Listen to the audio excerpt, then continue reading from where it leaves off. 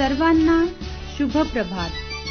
प्रभू येशू ख्रिस्ताच्या नावात विश्ववाणी परिवाराकडून आम्ही मार्गाकरिता प्रकाश कार्यक्रमात आपले सहर्ष स्वागत करीत आहोत. दोन शूरवीर उठला, हालेलुया, गोत्रासाठी उठला, हालेलुया, धडे मशाली रणशिंगे, हालेलुया, 300 सैनिक. विजय विजय, प्रभूच्या सेनेचा विजय, विजयी येशू तोचे विजयी होणार.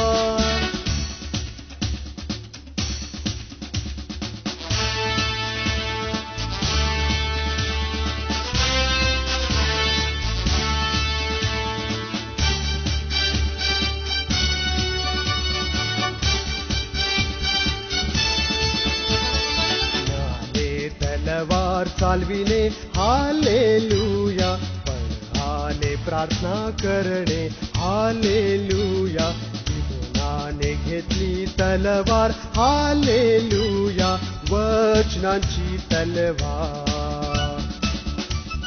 विजय विजय, प्रभूच्या सेनेचा विजय, विजयी येशू तोची विजयी होणार.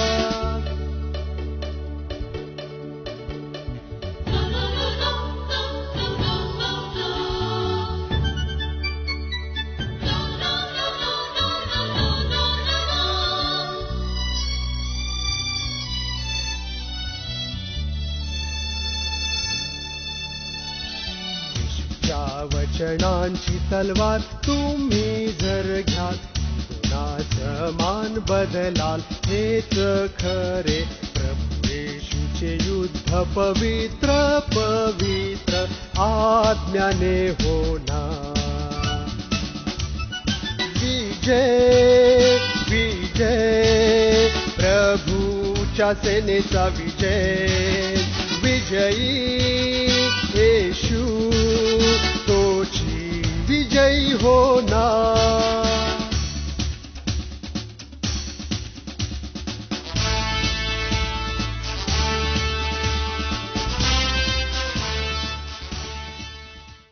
आजच्या मन्नासाठी देवाचे वचन. इब्रिकारास पत्र याचा 11वा अध्याय वचने 1 ते 6. इब्रिकारास पत्र याचा 11वा अध्याय वचने 1 ते 6. विश्वास हा आशा धरलेल्या गोष्टींविषयीचा भरवसा आणि न दिसणाऱ्या गोष्टीबद्दलची खात्री आहे. विश्वासाच्या बाबतीत पूर्वजांविषयी साक्ष देण्यात आली होती. विश्वासाने आपल्याला कळते की देवाच्या शब्दाने विश्वाची रचना झाली, अशी की जे दिसते ते दृश्य वस्तूंपासून झाले नाही. विश्वासाने हाबेलाने कायनापेक्षा अधिक चांगला यज्ञ देवाला केला, जेणेकरून तो नीतिमान आहे अशी त्याच्याविषयी साक्ष देण्यात आली. ही साक्ष देवाने दानांच्या वेळी दिली आणि तो मेला असूनही त्या विश्वासाच्या द्वारे अद्यापि बोलत आहे. हनोखाला मरणाचा अनुभव येऊ नये म्हणून त्याला विश्वासाने लोकांतरी नेण्यात आले आणि तो सापडला नाही, कारण त्याला देवाची लोकांतरी नेले. लोकांतर होण्यापूर्वी त्याच्याविषयी साक्ष देण्यात आली की तो देवाला संतोषवित असे, आणि विश्वासा वाचवून त्याला संतोषविणे अशक्य आहे. कारण देवाजवळ जाणाऱ्याने असा विश्वास ठेवला पाहिजे की तो आहे आणि त्याचा शोध झटून करणाऱ्यांना तो प्रतिफळ देणारा आहे. देवा वाचलेले वचन आपणा सर्वांसाठी आशीर्वादित करो. प्रियांनो, सर्वांना प्रभू येशूच्या प्रिय आणि गोड नावामध्ये सलाम. जो शास्त्र भाग आपण या ठिकाणी वाचला, इब्रिकारास पत्र याचा 11वा अध्याय वचने 1 ते 6 या वचनापर्यंत. संपूर्ण जो अध्याय आहे हा विश्वासासंबंधी या ठिकाणी दर्शवित आहे. 17 उदाहरण या संपूर्ण अध्यायामध्ये प्रियांनो या ठिकाणी दिलेले आहे. पहिल्याच वचनामध्ये असं म्हटलेलं आहे की विश्वास हा आशा धरलेल्या गोष्टीविषयीचा भरोसा आणि न दिसणाऱ्या गोष्टीबद्दलची खात्री आहे. ज्यावेळेस आम्ही त्याच्यावरती विश्वास ठेवतो त्यावेळेस आम्हाला खात्री होती की तो आहे आणि तो आमच्यासाठी कार्य करणार आहे. तो आमच्यासाठी वधस्तंभावरती मरण पावला, मरणातून विजयी झाला. तो पित्याच्या उजव्या हाताला तो बसलेला आहे. तिथून तो जिवंत आणि मेलेल्यांचा न्याय करणार आहे. तो येणार आहे आणि तो आजही आमच्या संगती आणि सोबती आहे. हा जर विश्वास आमच्या जीवनामध्ये असेल तर नक्कीच आम्ही त्याला आमच्या जीवनाच्या द्वारे प्रियांनो आम्ही संतोषकारक असा यज्ञ करू शकतो. वचनावरती विश्वास ठेवून विश्वासाचं जीवन जगलं पाहिजे. बरेच असे जे लोक आहेत, संकट आले, समस्या आल्या, जीवनामध्ये अडखळणे निर्माण झाले, काही आजारपण आले, तर त्यांचा विश्वास जो आहे लगेच काय होतो, डळमळतो.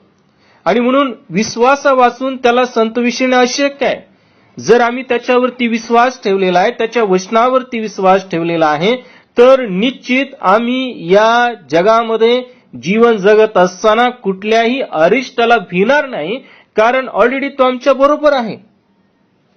आम्ही थोमासारखं उदाहरण पाहतो की थोमा जो आहे 3.5 वर्ष त्याच्या बरोबर राहिला, त्याने केलेली चिन्ह चमत्कार पाहिले, आणि एवढंच नाही तर जो काही वेळ त्याने त्याच्या सोबत घालवलेला होता तो त्याने त्या ठिकाणी पूर्णपणे गमावलेला आहे. कारण तो म्हणतो की ज्या वेळेस मी त्याचे घाव पाहिल त्याच वेळेस मी विश्वास ठेवल की तो मरणातून विजय झालेला आहे.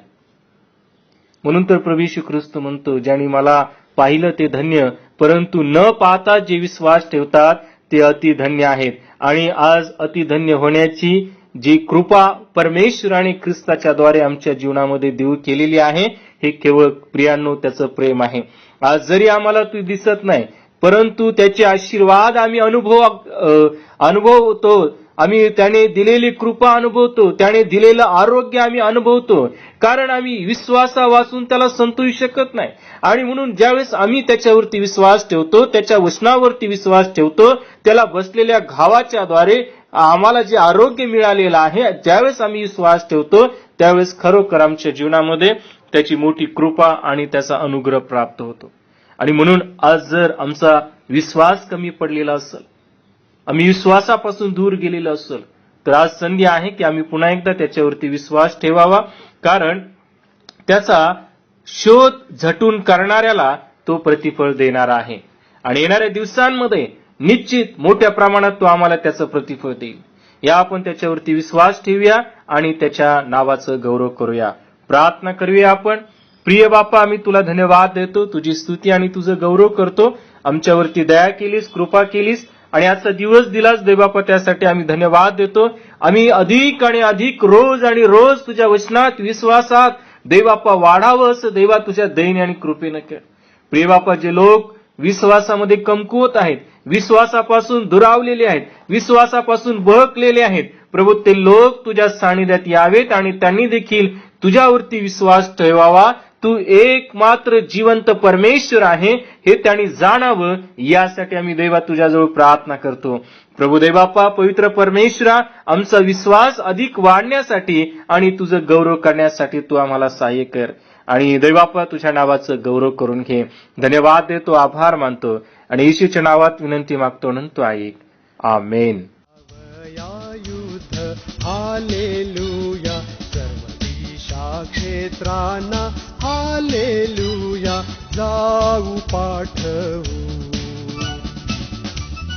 विजय विजय, प्रभूच्या सेनेचा विजय, विजयी येशू तोची विजयी होणार. माझ्या दुःखात माझे सांत्वन हे आहे की तुझे वचन मला नवजीवन देते.